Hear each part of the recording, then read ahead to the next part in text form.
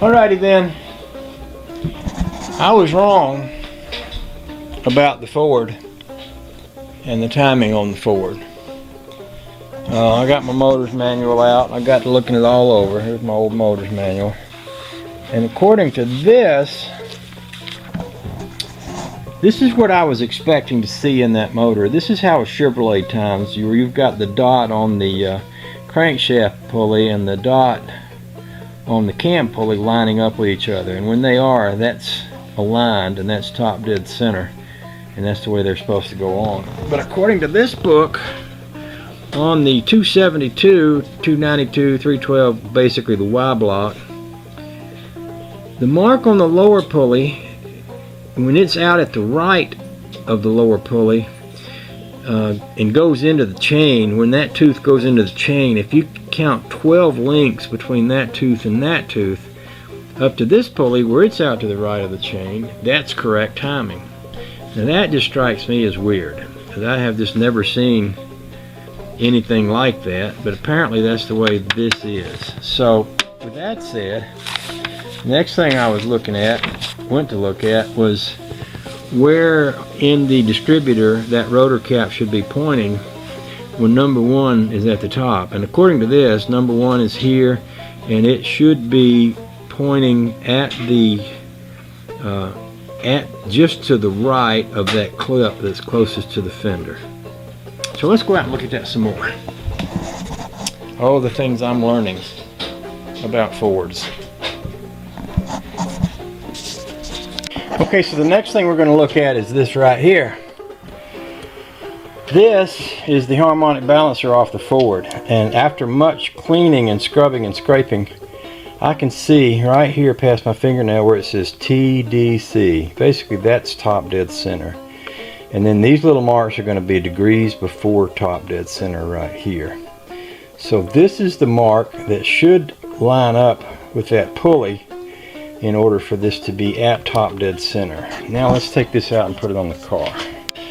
Okay, so I can't exactly line my timing marks up because this is my thing that would normally sit right down here, and you have to have the timing cover on for that to sit there. But I can see, and according to that, and according to what we figured out before, where top dead center is right in here, that's pretty close to top dead center. Now if my book was correct, my distributor should be either, oh, where's my flashlight? Can't see it without flashlight. Hang on a second. Maybe I can do it with that light. This should either be facing either directly toward that clip that's closest to the fender, which is here, or it should be 180 degrees from it, which it is. So that's all correct. So, which brings me back to the chain. I didn't know what to look for, so I didn't count the marks between those links before I pulled that chain off.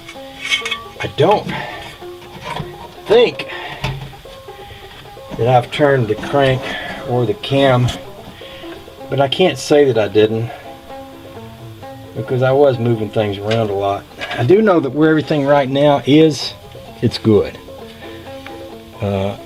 That's a good bit of play to have in a chain, enough to where I'd want it replaced. So I'm going to go ahead and replace it. So here's the plan. I'm going to order me a new chain, a new set of gaskets, a new water pump. I'm going to put this harmonic balancer and those pulleys, maybe even that fan, in my parts washer and let them be soaking. Paint them up and clean them up while I'm at it here. Put everything back together, crank her up and see how she does. If she runs well, we'll just do the happy dance. If she doesn't run well, several people have said pop that distributor out and look at the bushings on the bottom of the distributor. So that would be what I would do next after that. Let me think for a minute. Yeah, I don't want to pop the distributor out while I'm trying to figure out the timing. I'd rather leave the distributor right where it is, get the timing and everything back into place, and then kind of go from there.